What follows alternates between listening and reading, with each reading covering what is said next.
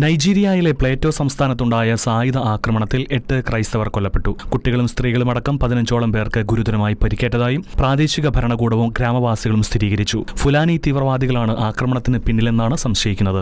May 31 ഞായറാഴ്ച വൈകുന്നേരത്തോടെ middle belt മേഖലയിലെ മാങ്കു ലോക്കൽ ഗവൺമെന്റ് പരിധിയിലുള്ള ഗോൻചാങ് എന്ന ക്രിസ്ത്യൻ ഭൂരിപക്ഷ കാർഷിക ഗ്രാമത്തിലാണ് ദാരുണമായ സംഭവം അരങ്ങേറിയത്.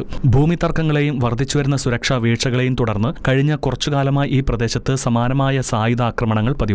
മെയ് 31 ഞായറാഴ്ച രാത്രി 7:30ഓടെയാണ് തൂക്കുകളേന്തിയ ആക്രമികൾ ഗ്രാമത്തിലേക്ക് അതിക്രമിച്ചു കയറിയത്. പള്ളിയിലെ സായാഹ്ന പ്രാർത്ഥനയും സ്ത്രീകളുടെ പ്രത്യേക പ്രാർത്ഥനാ യോഗവും കഴിഞ്ഞ് വിശ്വാസികൾ വീടുകളിലേക്ക് മടങ്ങുന്ന സമയത്താണ് പെട്ടെന്ന് വെടിവയ്പുണ്ടായത്. നിരായുധരായ ഗ്രാമവാസികൾക്ക് നേരെ ആക്രമികൾ വെടിയുതിർക്കുകയായിരുന്നു. ആക്രമണത്തിൽ 4 പുരുഷന്മാരും 4 സ്ത്രീകളും സംഭവസ്ഥലത്ത് തന്നെ കൊല്ലപ്പെട്ടു. വെടിയേറ്റും മറ്റു പരിക്കുകളോടെയും അവശരായ 15 പേരെ ഉടൻ തന്നെ സമീപത്തെ ആശുപത്രിയിൽ അടിയന്തര ചികിത്സയ്ക്കായി പ്രവേശിപ്പിച്ചു.